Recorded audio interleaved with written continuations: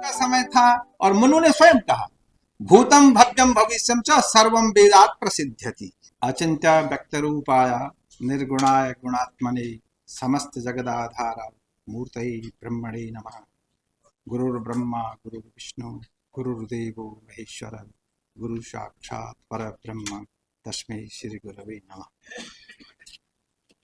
आज के इस वैदिक विज्ञान के विविध स्वरूप कार्यक्रम में आज के अध्यक्ष काशी हिंदू विश्वविद्यालय के यशस्वी कुलपति जो अभी उपलब्ध नहीं है, कार्यान्तर में व्यस्त हैं, और कुलपति के कितने कार्य होते हैं ये वही जान सकते हैं जो उस पद पर रहे हों। ऐसे हमारे प्रख्यात वैज्ञानिक प्रोफेसर अजीत कुमार चतुर्वेदी जी आज के इस कार्यक्रम के मुख्य अतिथि, जिन्होंने अपना पूरा जीवन राष्ट्र के लिए समर्पित किया हुआ है। ऐसे महान मनीषी जो अखिल भारतीय संगठन मंत्री हैं विज्ञान भारती के, डॉक्टर शिव कुमार शर्मा जी,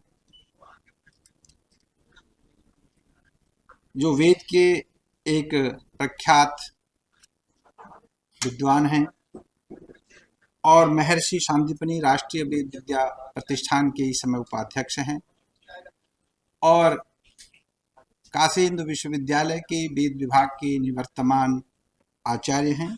ऐसे विशिष्ट अतिथि प्रोफेसर गुरुवर हृदय रंजन शर्मा जी। आज के विशेष अतिथि जो राम मनोहर लोहिया राष्ट्रीय विधि विश्वविद्यालय के कुलपति हैं, प्रोफेसर रामपाल सिंह जी। जो सम्मानित अतिथि आज के हैं और अंतर विश्वविद्यालय अध्यापक शिक्षा केंद्र काशी हिंदू विश्वविद्यालय वाराणसी, प्रोफेसर प्रेम नारायण सिंह जी। और जो अभी जिनका वक्तव्य हुआ, सारस्वत अतिथि हमारे मित्र प्रोफेसर शिवशंकर मिश्र जी। और इस कार्यक्रम के जो समन्वयक हैं प्रोफेसर विनय कुमार पांडे जी, और जिन्होंने स्वागत भाषण किया संयोजक डॉक्टर विवेक पाठक जी, और सत्र के संयोजक डॉक्टर धीरज कुमार मिश्र जी। कुछ अग्र पंक्तियों में और आगे विराजमान हमारे जो वरिष्ठ आचार्य हैं, professor Rajaram Shukla ji, professor Kaushalendra Pandey ji, professor Ramashankar Dubey ji जो गुजरात विश्वविद्यालय के केंद्रीय विश्वविद्यालय के कुलपति रहे, और प्रोफेसर ओम प्रकाश पांडे जी, प्रोफेसर भगवत शरण शुक्ल जी, प्रोफेसर लाभ जी जो नेपाल से पहुंचे हैं, प्रोफेसर चंद्रमौली उपाध्याय जी, प्रोफेसर सदाशिव द्विवेदी जी एवं प्रोफेसर उपेंद्र त्रिपाठी जी। अन्य सभी विभिन्न विभागों के अध्यक्ष, संकायों के अध्यक्ष, वरिष्ठ आचार्य एवं शोध की जिज्ञासा को लिए हुए यहाँ अपने पत्र प्रस्तुत करने आए ऐसे अध्येता सबका मैं अभिनंदन एवं अभिवादन करता हूँ। आज का जो विषय है और जो यहाँ पर 3 दिन की जो एक राष्ट्रीय संगोष्ठी, अंतर्राष्ट्रीय संगोष्ठी हुई, उसमें बहुत से विषय आए, और ये मेरा सौभाग्य रहा कि मैं उद्घाटन सत्र में भी उपस्थित रहा और मैं कुछ सत्रों को भी सुन पाया। ये काशी हिंदू विश्वविद्यालय ही एक ऐसा केंद्र हो सकता है, और जो हुआ और जो बना इसके लिए, और ये कार्य अभी प्रगति पर बहुत तेजी से चल रहा है, उसके लिए मैं माननीय कुलपति प्रोफेसर चतुर्वेदी जी का बहुत बहुत आभार करना चाहूँगा कि उन्होंने इस कार्य को गति दी। और वो जैसे कि उद्घाटन में वो यहाँ उद्घाटन भाषण उन्होंने दिया, बहुत ही दृष्टि और उन्होंने सारे बिंदुओं पर विचार रखे। वो स्वयं एक वैज्ञानिक हैं और IIT के हैं, और जहाँ पर कि विज्ञान को बहुत अच्छे ढंग से परखा जाता है। हमारे देश की अभी जो अच्छी शिक्षण संस्थाएं मानी जाती हैं, उनमें सबसे पहले स्थान आईआईटियों का है, दूसरे स्थान पर केंद्रीय विश्वविद्यालय है और तीसरे स्थान पर अन्य सब हैं। तो वो आईआईटी से आए हैं और उन्होंने इसको बहुत अच्छे ढंग से इस बीच को समझा और यहाँ पर उन्होंने अपने कार्य को एक प्रगति रूप दिया। जहां तक विज्ञान और वेद का एक विषय सामने आ रहा है, वेद क्या है, वेद कैसे हैं, वेद अपौरुषेय है, वेद एक है, वेद तीन है, वेद चार है या वेद अनंत है। इन सारे विषयों को जब आप लेंगे तो मैं अपने अध्ययन काल में या जितना भी मैं अध्ययन कर पाया, मैं उस पे पहुंचा कि वेद अनंत है। और इस धारणा को लेने के लिए मुझे एक ने एक बार एक संगोष्ठी में चर्चा की और क्वेश्चन उठाया, कृष्ण भारती तीर्थ जी ने जो 16 सूत्र वेद के लिखे उस पे कि ये वेद में नहीं है। तो वेद आप समझते किसको हैं? केवल 4 ग्रंथ वेद है, केवल जो उनमें लिखा वो वेद है। अगर वो वेद है तो हमारी जो परंपरा है, जो श्रुति परंपरा है, भाई वो तो वेद व्यास जी ने जितना सुना, वेद व्यास जी को जितना याद था और वेद व्यास जी जितना उसको 4 भागों में विभक्त करके दे पाए, इतना है। अगर हम वेद व्यास जी से पीछे चले तो वेद व्यास जी महाभारत का प्रथम अंतिम समय है, वेद व्यास जी पीछे हैं, उनके पीछे जाएं तो क्या वेद की स्वरूप रहा, वेद क्या है एकदम। और जब राम का समय था या जब मानधाता का समय था, जब मनु का समय था, और मनु ने स्वयं कहा भूतम भव्यम भविष्यम च सर्वम वेदात् प्रसिद्ध्यति, भूत भी, भविष्य भी और वर्तमान भी सभी वेद से जाना जा सकता है। जब ये सब वेद से जाना जा सकता है तो फिर हमारा जो ये आधुनिक और भौतिक शास्त्र है, जिसको हम विज्ञान कहते हैं, जो प्रयोगशालाओं में सिद्ध होता है, और जब वो प्रयोगशालाओं में ही उसको सिद्ध करना चाह रहे हैं आज भी, तो वहां से बाहर निकलने के लिए और हम सब वैदिकों को प्रयोगशालाओं के लिए जाने के लिए कहा जा रहा है कि प्रयोग करिए। इसमें 2 विज्ञान है जहां तक मैं समझ पाया। एक तो भौतिक विज्ञान है। जो भौतिक विज्ञान है, भौतिक कहते किसको है? हमारे यहां कहा गया पंच ज्ञानेन्द्रिय गम्य ज्ञान। जो ज्ञान हमारी 5 इंद्रियों से प्राप्त होता है वो ज्ञान भौतिक प्रयोगशालाओं के लिए उपयुक्त है और उसी में ज्ञान हो सकता है। अगर हमारी चक्षुंद्रिय का विषय है तो हमको चाहे हमको टेलीस्कोप चाहिए, चाहे हमको माइक्रोस्कोप चाहिए, तो माइक्रोस्कोप और टेलीस्कोप वो दोनों ज्ञान उससे संभव है। परंतु यदि मन का विषय आया तो न टेलीस्कोप काम करेगा न माइक्रोस्कोप काम करेगा। और विज्ञान ने एक नई बात कही, हमारे दुबे जी बहुत अच्छा समझते हैं, उन्होंने कहा कि प्रकाश की चाल से आगे तो चाल ही नहीं है, अर्थात मैक्सिमम स्पीड 3 लाख पर सेकंड की स्पीड से ही 3 लाख से थोड़ा कम है, पर माना 3 लाख किलोमीटर पर उससे चल सकता है। अगर आइंस्टीन ने एक प्रयोग किया, इसी स्पीड से यदि हम किसी को रॉकेट को चलाएं तो टाइम 0 हो जाएगा, स्पीड मैक्सिमम हो जाएगी और हम इस पूरे पृथ्वी में कहीं, इस पूरे ब्रह्मांड में कहीं से भी लौट के आ सकते हैं। यदि ऐसा हुआ तो हम लौट के तो आ सकते हैं, ईंधन कहां से मिलेगा, जाने की शक्ति कहां से मिलेगी, ऊर्जा कहां से मिलेगी, ये विज्ञान का विषय है, वो सोच रहे हैं। परंतु इस प्रकार के जो एक प्रयोग है वेद का या जानने का, अगर प्रकाश की चाल से अधिक चाल हो गई, जैसे कि हमारे मनोजवम मारुतुल्य वेगम, कि मन की स्पीड से जा रहा है, तो प्रयोग कैसे होगा?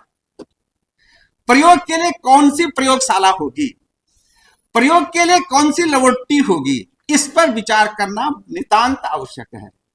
अगर हम ऐसा विचार कर पाए तो मैं समझता हूं कि विज्ञान के लिए भी और हमारे लिए भी एक नया प्रयोग होगा। हमने एक न्यूरोलॉजी के एक वैज्ञानिक थे, उनसे एक बात पूछी। उन्होंने कहा कि इस बात को से तो मैं सहमत हो गया कि मन की गति की चाल है और मन की गति है, परंतु हम किस प्रयोग से उसको देखें, ये प्रयोग बहुत ही, माननीय कुलपति जी पधार गए हैं और हम सब उनका अभिनंदन एवं स्वागत करते हैं। तो मैं इतना कहना चाहता हूं कि हमको प्रयोग के लिए ऐसे बिंदु को अपनाना होगा जहां पर हम क्या किस प्रकार से अध्ययन करें। एक दूसरी बात का मैं एक उदाहरण देता हूं छोटा सा। हम इस जो स्ट्रक्चर है हमारा, इसको हमारे यहां पिंड कहा, बॉडी कहा, ये कब तक जरूरत है हमको? इसके लिए हमारे पास सारे विज्ञान बने। इसमें रहने वाला जो है उसके लिए अभी कोई विज्ञान नहीं बना। इसमें जो रह रहा है, जो अनुभूति जन्य ज्ञान को मन के द्वारा प्राप्त करता है, वो अनुभूति ज्ञान के लिए हमारे पास क्या हम कोई प्रयोग कर सकते हैं? एक पक्ष, क्या मन बुद्धि चित्त और अहंकार, इन चार अंतःकरणों को देखने के लिए, इनको समझने के लिए, या इनके द्वारा होने वाली घटनाओं के परीक्षण के लिए क्या हम कोई प्रयोग कर सकते हैं? क्या हमारे पास कोई लेबोरेटरी हो सकती है? हमको ये भी प्रयोग में लाना पड़ेगा, अन्यथा क्या होगा? दधीची की हड्डियां सूर्य इतनी मजबूत हो गई कि वज्र की आवश्यकता हुई। उसने कौन सा प्रयोग किया, दधीची ने क्या किया, उस पर भी एक अध्ययन करना होगा। और अध्ययन कैसे होगा? अध्ययन होगा जहां हमने कहा भारतीय ज्ञान और परंपरा। ज्ञान है, परंपरा क्या है? दधीची ने उस हड्डियों को वज्र के समान बन गई, कौन सी परंपरा थी, कौन सा तरीका था, कौन सी विधि थी, कौन सा भोजन था, इत्यादि पर भी विचार करना होगा। क्या ऐसा किया जा सकता है और इसको हम प्रयोग कैसे करें? एक पर। दूसरा, दधीची के समय जब ये प्रस्ताव गया, उन्होंने तुरंत स्वीकार कर लिया और अपने देह को छोड़ दिया कि हम दे देंगे देह। उनको ये ज्ञान था कि ये देह तो मैं अभी छोड़ दूं, फिर आ जाऊंगा। जहां तक मैं समझ पाया, मनुष्य ने जब भी वो अपनी यात्रा पे चल रहा है, जैसे हम लोग सब यहां बैठे हैं, इस धरती पे आए हैं, कोई प्रयोजन है, बिना प्रयोजन का कोई नहीं आया। जिस दिन प्रयोजन पूरा हो जाएगा चला जाएगा, जब तक प्रयोजन नहीं पूरा होगा वो आता रहेगा। इसलिए गणित के नियम के अनुसार दो चीजें चलती हैं, धन और ऋण और समान। जब समान अवस्था हो जाती है तो जीरो हो जाता है। अगर बराबर धन दो ऋण हो गया तो जीरो हो गया। अगर ये तो जीरो हो रहा है तो जो जीरो का कॉन्सेप्ट है उसको किसने दिया? भारत ने दिया, पर इस हिसाब से नहीं दिया। अब उसने कहा साहब कि जीरो कहां तक गया? बहुत से लोगों ने कहा कि जो विज्ञान का जो जीरो है ये वेद में मिलता है। किसने कहा? ये अभी तक जानने वालों को। एक और चीज मैं आपको कह रहा हूं, तो उसके बाद मैं समाप्त करूंगा। चीज क्या है? गणित का विषय यहां आया। मूल रूप में जो गणित का प्राण है और जो गणित का मूल प्राण है वो जीरो है। क्या इसका वेद में विषय है? आधुनिक विज्ञान या आजकल बहुत से लोग अपने रिसर्च करते हैं, वो कहते हैं शून्य का सबसे पहला आविष्कार कहां आया? शून्य शब्द सबसे पहले पिंगल छंद सूत्र में आया, शून्य द्वे, ऐसा कह करके प्रयोग करते हैं। हमने कहा भाई यदि उसमें शून्य आया तो एक बात का उत्तर दे दीजिए, एकश्चमे, दशश्चमे, शतंचमे, सहस्रंचमे, अयुतंचमे। ये जो बात है ये वेद ने कहा। जब वेद एक कह रहा है, 10 कह रहा है, 100 कह रहा है, 1000 कह रहा है, और आखिर में क्या करे? जदने न कल्पनता, आप कल्पना करते चलो। ये कह रहा है और उसको शून्य का ज्ञान नहीं था। भाई 10 बिना शून्य के कैसे लिखेगा? 100 बिना शून्य के कैसे लिखेगा? और ये वेद ने कहा, मंत्र है, बहुत से मंत्र है, मैं उस पर भी नहीं जाऊंगा।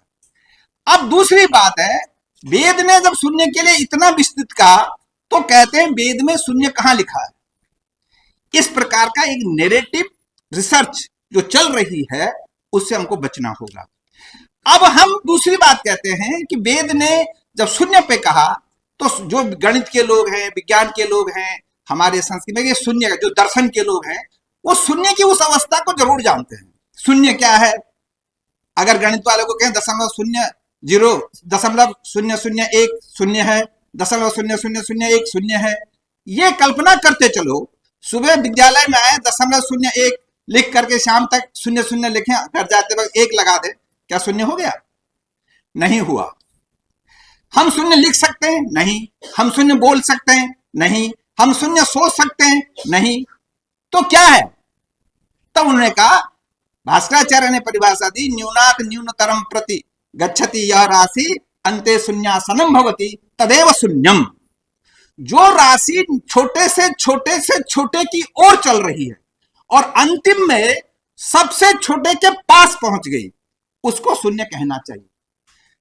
उससे पहले तो वेद ने बहुत छोटे रूप में कह दिया। कठोपनिषद ने कहा अणोर अणियान, पहले जो छोटा है अणु है, उससे जो छोटा है वो शून्य है। पहले आप बताओ, आप सबसे छोटा कहां तक मानते हैं? आपने बोला हम इतनी बड़ी राशि को शून्य मानते हैं। हमने कहा नहीं, इसके बाद वाला। अब वो जब लास्ट में बोलेगा आप कहां तक समझे, उसके आगे हम समझा देंगे। तो पहले तो ये समझना जरूरी है कि आप कहां तक समझे। पहले आप बताओ कि शून्य किसको कहते हैं। अगर उसने कहा कि 0.001 को हम शून्य कहते हैं, तो हम कहेंगे नहीं, 0.001 शून्य है। अगर वो उतना समझ गया तो अंत में कहां तक जाएगा। जब इस प्रकार पे चला, वेद के शुक्ल यजुर्वेद के 40वें अध्याय का अंतिम मंत्र है खम ब्रह्म। जो खम है वही ब्रह्म है और वही शून्य। खम क्या है?